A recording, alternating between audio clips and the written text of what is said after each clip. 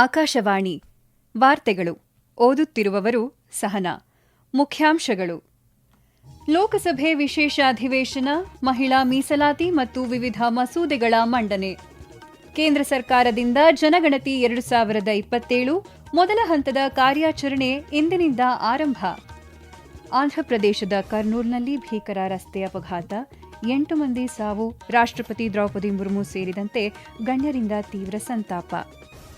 IPL T20 cricket ಇಂದು Mumbai Indians Punjab Kings ತಂಡಗಳ ನಡುವೆ ಹಣಾಹಣಿ. ವಾರ್ತೆಗಳ ವಿವರ.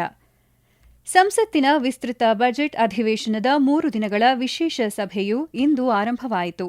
ಲೋಕಸಭೆಯಲ್ಲಿ ಕೇಂದ್ರ ಕಾನೂನು ಸಚಿವ ಅರ್ಜುನ್ ಮೇಘವಾಲ್ ಅವರು ಸಂವಿಧಾನ ಮಸೂದೆ 2026 ಮತ್ತು ಕ್ಷೇತ್ರ ಮರು ವಿಂಗಡಣೆ ಮಸೂದೆ 2026 ಮಂಡಿಸಲು ಪ್ರಯತ್ನಿಸಿದರು. ಗೃಹ ಸಚಿವ ಅಮಿತ್ ಶಾ ಅವರು ಕೇಂದ್ರಾಡಳಿತ ಪ್ರದೇಶಗಳ ಕಾನೂನುಗಳ ಮಸೂದೆ 2026 ಸದನದಲ್ಲಿ ಮಂಡಿಸಲು ಮುಂದಾದರು.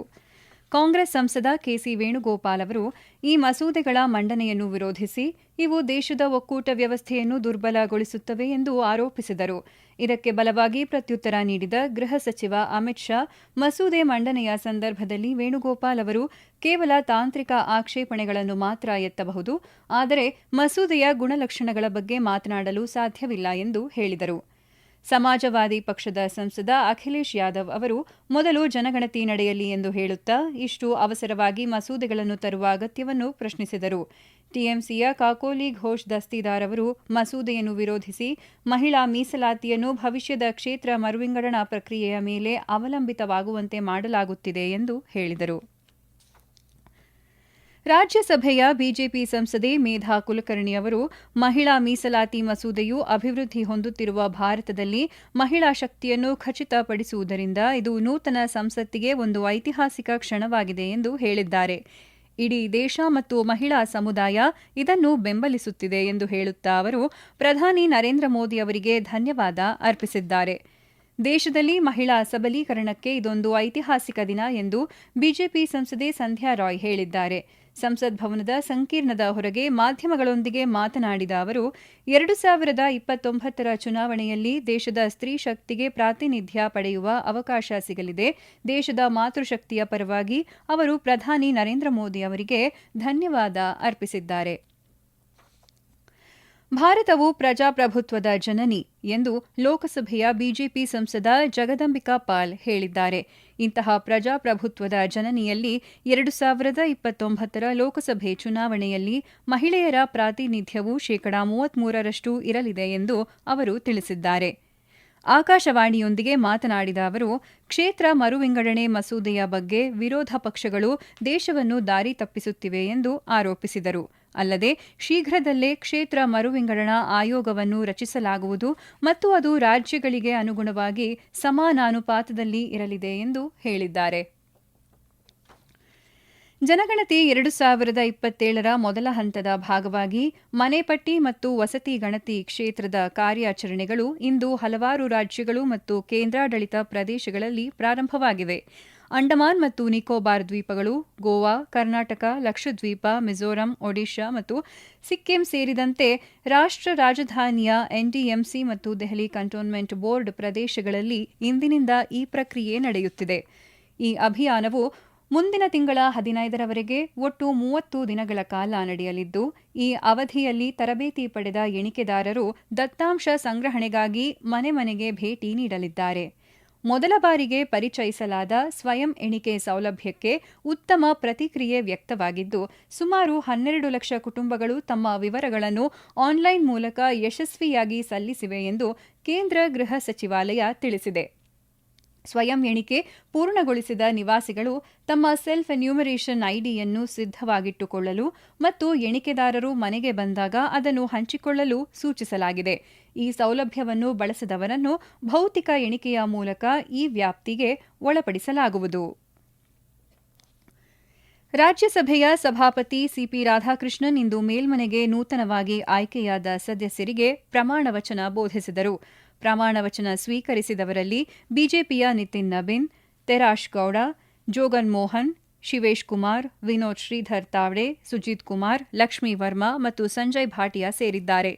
ಇವರಲ್ಲದೆ ಜೆಡಿಯು ಪಕ್ಷದ ರಾಮನಾಥ್ ಠಾಕೂರ್, ರಾಷ್ಟ್ರೀಯ ಲೋಕ ಮೋರ್ಚಾದ ಉಪೇಂದ್ರ ಕುಶ್ವಾಹ, ಕಾಂಗ್ರೆಸ್ನ ಅಭಿಷೇಕ್ ಮನು ಸಿಂಘ್ವಿ, ಫುಲೋದೇವಿ ನೇತಂ, ಕರಂವೀರ್ ಸಿಂಗ್ ಬೌದ್ಧ್, ಅನುರಾಗ್ ಶರ್ಮಾ, ವೇಮ್ ನರೇಂದ್ರ ರೆಡ್ಡಿ ಮತ್ತು ಯುಪಿಪಿಎಲ್ ಪಕ್ಷದ ಪ್ರಮೋದ್ ಬೋರೋ ಅವರು ಪ್ರಮಾಣ ವಚನ ಸ್ವೀಕರಿಸಿದರು.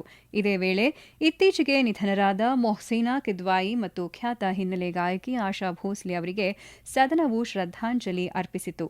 ನಂತರ ಸದನವನ್ನು ಇಂದಿನ ಮಟ್ಟಿಗೆ ಮುಂದೂಡಲಾಯಿತು. ಈ ವಾರ್ತೆಗಳನ್ನು ಆಕಾಶವಾಣಿಯಿಂದ ಕೇಳುತ್ತಿದ್ದೀರಿ. ನಮ್ಮ ಎಲ್ಲಾ ರಾಷ್ಟ್ರೀಯ ವಾರ್ತೆಗಳು ಹಾಗೂ ಪ್ರದೇಶ ಸಮಾಚಾರ ಈಗ ಆಕಾಶವಾಣಿ ನ್ಯೂಸ್ ಕನ್ನಡ ಯೂಟ್ಯೂಬ್ ಚಾನೆಲ್ನಲ್ಲಿ ಲಭ್ಯ.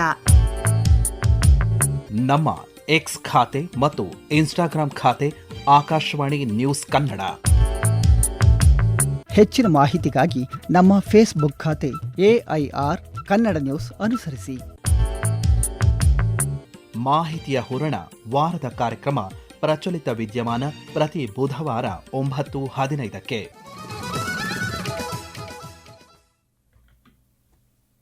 ಆಂಧ್ರಪ್ರದೇಶದ ಕರ್ನೂಲ್ ಜಿಲ್ಲೆಯಲ್ಲಿ ಇಂದು ಮುಂಜಾನೆ ಸಂಭವಿಸಿದ ಭೀಕರ ರಸ್ತೆ ಅಪಘಾತದಲ್ಲಿ 8 ಜನರು ಮೃತಪಟ್ಟಿದ್ದಾರೆ ಮತ್ತು ಹಲವರು ಗಾಯಗೊಂಡಿದ್ದಾರೆ. ಕರ್ನಾಟಕದ ಭಕ್ತರನ್ನು ಹೊತ್ತೊಯ್ಯುತ್ತಿದ್ದ ಟೆಂಪೋ ವಾಹನವು ಚಿಲಕಲಡೋನಾ ಸಮೀಪ ಲಾರಿಗೆ ಡಿಕ್ಕಿ ಹೊಡೆದಿದ್ದರಿಂದ ಈ ಅಪಘಾತ ಸಂಭವಿಸಿದೆ. ಭಕ್ತರು ಮಂತ್ರಾಲಯದ ದರ್ಶನಕ್ಕಾಗಿ ಪ್ರಯಾಣಿಸುತ್ತಿದ್ದಾಗ ಈ ದುರ್ಘಟನೆ ಸಂಭವಿಸಿದೆ. ಅಪಘಾತದಲ್ಲಿ 8 ಜನರು ಸ್ಥಳದಲ್ಲೇ ಮೃತಪಟ್ಟಿದ್ದು, ಗಾಯಗೊಂಡ ಇತರ 10 ಮಂದಿ ಕರ್ನೂಲ್ ಸರ್ಕಾರಿ ಆಸ್ಪತ್ರೆ ಹಾಗೂ ಸಮೀಪದ ಆಸ್ಪತ್ರೆಗಳಲ್ಲಿ ಚಿಕಿತ್ಸೆ ಪಡೆಯುತ್ತಿದ್ದಾರೆ. ಘಟನೆಯ ಕುರಿತು ರಾಷ್ಟ್ರಪತಿ ದ್ರೌಪದಿ ಮುರ್ಮು, ಉಪರಾಷ್ಟ್ರಪತಿ ಸಿಪಿ ರಾಧಾಕೃಷ್ಣನ್ ಹಾಗೂ ಪ್ರಧಾನಮಂತ್ರಿ ನರೇಂದ್ರ ಮೋದಿ ಸಂತಾಪ ಸೂಚಿಸಿದ್ದಾರೆ. ಮೃತರ ಕುಟುಂಬಸ್ಥರಿಗೆ ಪ್ರಧಾನಮಂತ್ರಿಗಳ ರಾಷ್ಟ್ರೀಯ ಪರಿಹಾರ ನಿಧಿಯಿಂದ 2 ಲಕ್ಷ ರೂಪಾಯಿ ಹಾಗೂ ಗಾಯಗೊಂಡವರಿಗೆ 50,000 ರೂಪಾಯಿ ಪರಿಹಾರ ಘೋಷಿಸಿದ್ದಾರೆ. ಪ್ರಧಾನಮಂತ್ರಿ ನರೇಂದ್ರ ಮೋದಿ ಅವರು ನವದೆಹಲಿಯಲ್ಲಿ ಆಸ್ಟ್ರಿಯಾ ಚಾನ್ಸಲರ್ ಡಾ ಕ್ರಿಶ್ಚಿಯನ್ ಸ್ಟಾಕರ್ ಅವರೊಂದಿಗೆ ಮಾತುಕತೆ ನಡೆಸಿದರು. ಈ ಸಭೆಯಲ್ಲಿ ಉಭಯ ನಾಯಕರು ಪ್ರಾದೇಶಿಕ ಮತ್ತು ಜಾಗತಿಕ ಹಿತಾಸಕ್ತಿಯ ವಿಷಯಗಳ ಬಗ್ಗೆ ಹಾಗೂ ಬಹುಪಕ್ಷೀಯ ವೇದಿಕೆಗಳಲ್ಲಿನ ಸಹಕಾರದ ಬಗ್ಗೆ ವಿಚಾರ ವಿನಿಮಯ ಮಾಡಿಕೊಂಡರು.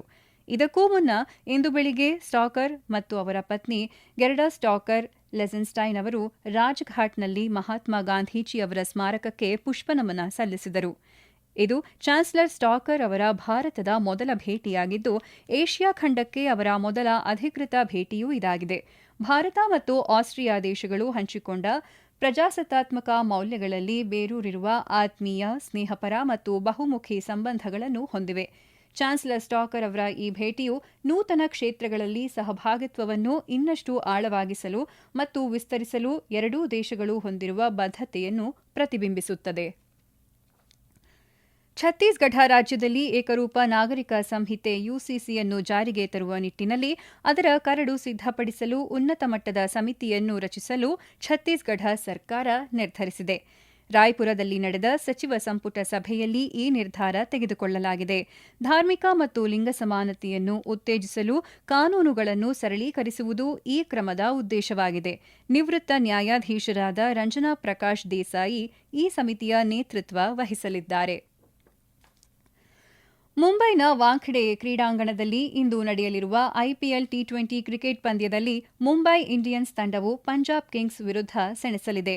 ಪಂದ್ಯ ಸಂಜೆ 7:30ಕ್ಕೆ ಆರಂಭವಾಗಲಿದೆ.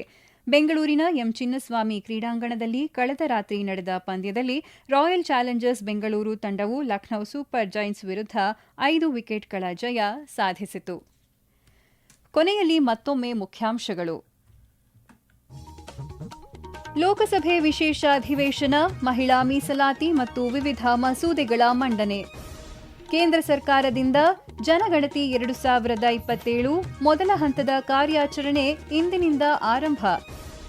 ಆಂಧ್ರಪ್ರದೇಶದ ಕರ್ನೂಲ್ನಲ್ಲಿ ಭೀಕರ ರಸ್ತೆ ಅಪಘಾತ, 8 ಮಂದಿ ಸಾವು, ರಾಷ್ಟ್ರಪತಿ ದ್ರೌಪದಿ ಮುರ್ಮು ಸೇರಿದಂತೆ ಗಣ್ಯರಿಂದ ತೀವ್ರ ಸಂತಾಪ.